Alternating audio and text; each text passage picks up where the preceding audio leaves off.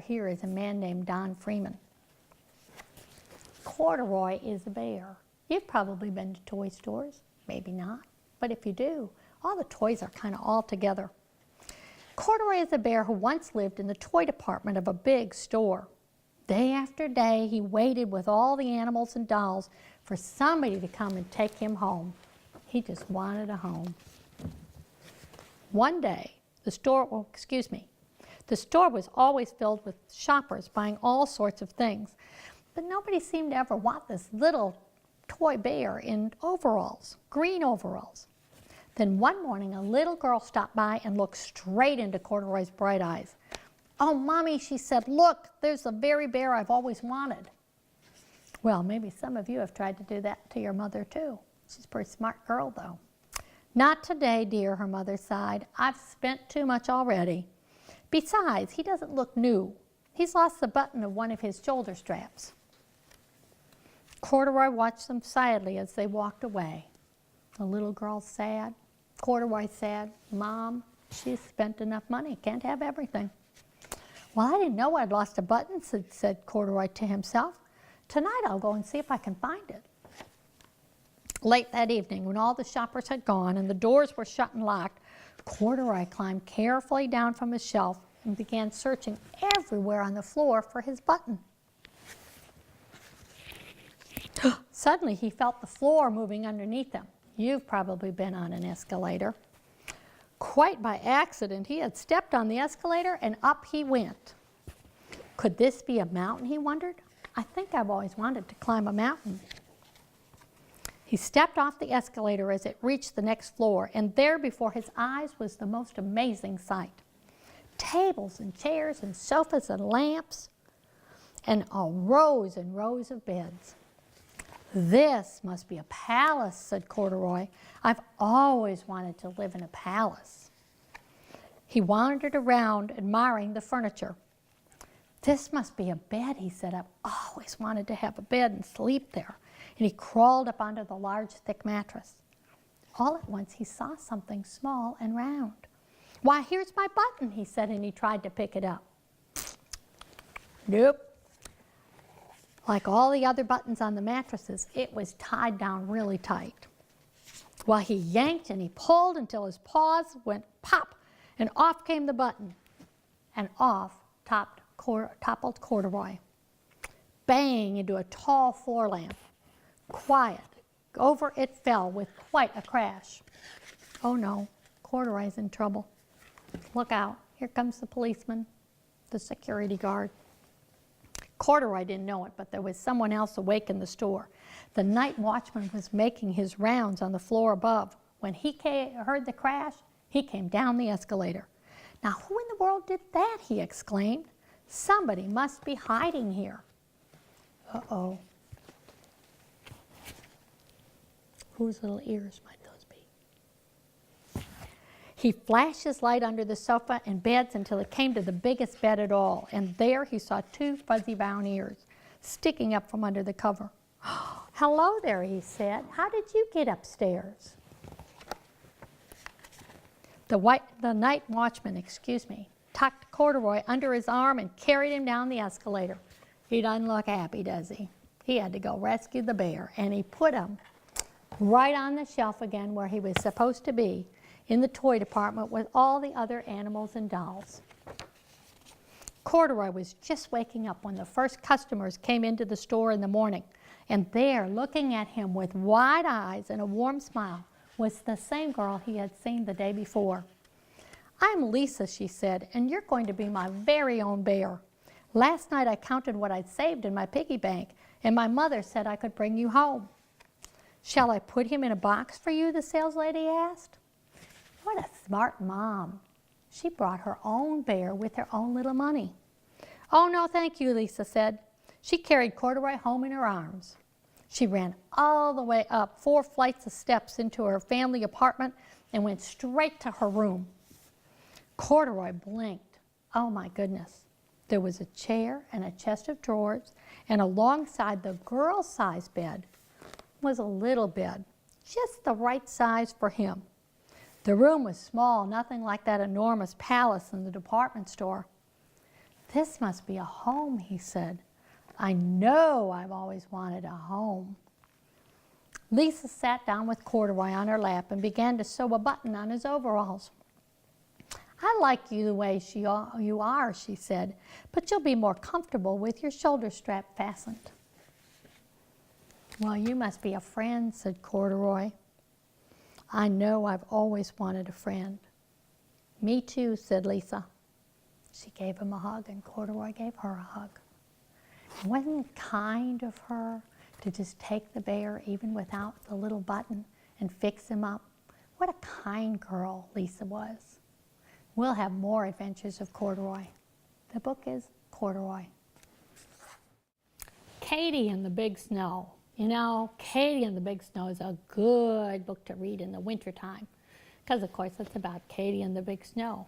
And guess what? This is another book by Virginia Lee Burton. This is a third of the Virginia Lee Burton books that I've been reading you. She was a pretty neat author. Your dad liked this book a lot, and he was about 3 when he liked this book so much.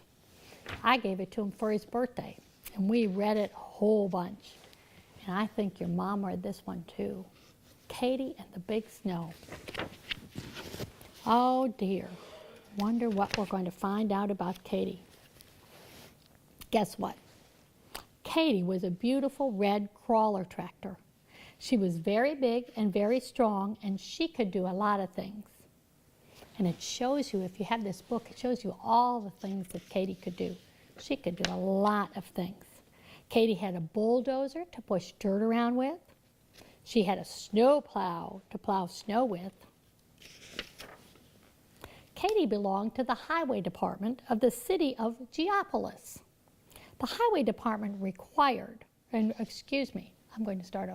The highway department repaired the roads in the summer and kept them clear of snow in the winter so traffic could run in and out and around the city. Pretty important. You know, we had a lot of snow this winter. Boy, there was a lot of snow plowing needed. Here's a map of the city of Geopolis. If you get some time, you can look at the map. The map has a key, and each of the numbers will tell you whether it's a school or a high school or a police department or a post office. But we're going to see if Katie can introduce us to all those places too. All summer, Katie worked on the roads with her bulldozer. Katie liked to work. The harder and tougher the job, the better she liked it. Once when the steamroller fell in a pond, Katie pulled it out. The highway department was very proud of her. They used to say, "Nothing can stop her." Katie had what we know as a good work ethic.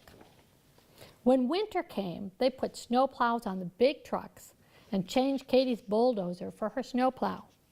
But Katie was so big and so strong, she had to stay at home because there was not enough snow for her to plow. So there she is, sitting at the highway department, waiting for the big jobs. Then early one morning, it started to drizzle.